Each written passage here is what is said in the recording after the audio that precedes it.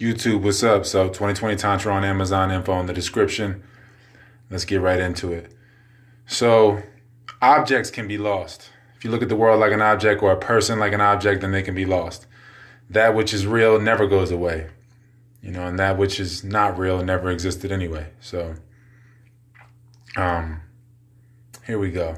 You need to fake to love the real anyway. So, all right. If you're looking out at life with the person, then you're not looking at them as an object. They're not an object in your life.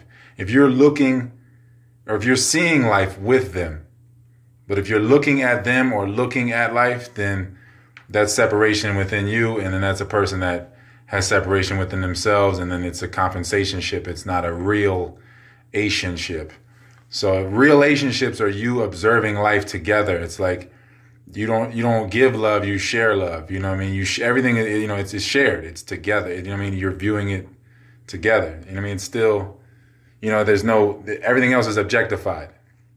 Everything else is objectifying it because you're creating separation by looking at instead of just observing and totally feeling and just observing the body inside out. That's basically what it is.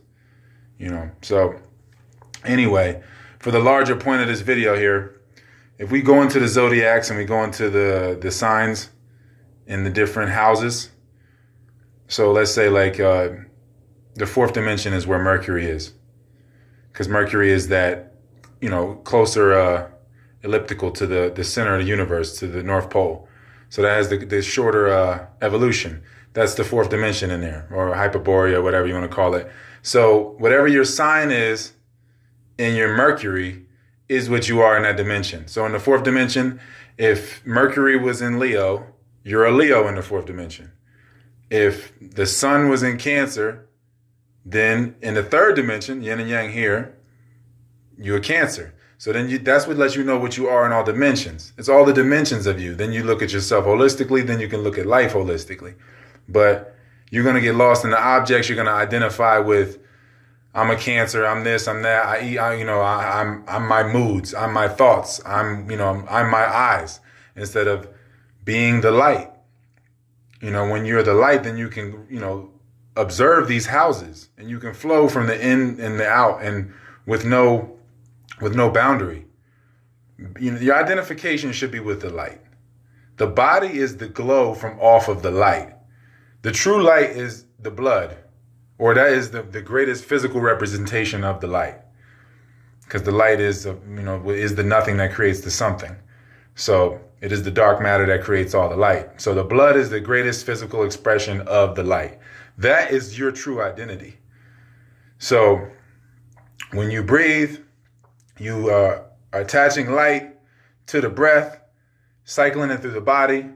It reminds you of your own light. There's no separation in the light. The darkness is the light. There's no separation from the internal light and external light. Like the sun is the pineal. There's no separation. It's internal and external. So you inhale the light. It fills those holes. It reminds you of your light. It reminds you of your light. And then you can fill your cup more and more. And then from a full cup, then you can share. And the more you can share, the more you can receive. And then that's the more you can receive, the more you can give. And then that's true sharing. But you're going to have these obstacle courses with the zodiac or the zoo circle if you don't know what you are in each dimension and what each thing is. So say Mercury is going to regulate the voice, right? So if the Mercury was in Leo, then you'll have a more fiery voice. That's the element there. Know your elements. We're going to elementary school. That's what this really is. So if you know your elements, that's my voice. You know what Mars is. You know what as far as Venus being your heart, you know what that is, what that sign is, and then you know the whole scope. And then once you know you, then you can see where people are, how many degrees they are from you, by knowing you as a reference point. But if you're not fully inhabiting your body, then you can never know point B if you don't know point A. You got to fully inhabit the body, fully inhabit all the houses, allow the light in so that can refract off of them houses within, so that they can fully express themselves, and then you can see the oneness in everything. There's no separation at that point. The light is so bright within you, then it's just it clears the way for you. It lightens your path. It shows you your path. And then in the darkest times, you're the lightest. That's when your fire burns the brightest. That's why between 2 and 5, you should be conscious. 2 a.m. and 5 a.m. is the darkest hours. You should be conscious. That's when your light is burning the brightest.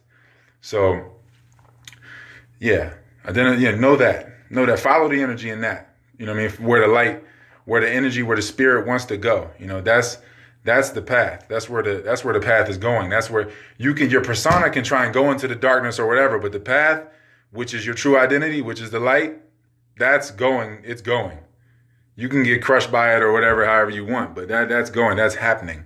So 2020 Tantra on Amazon, info in the description. Check it in, check it out.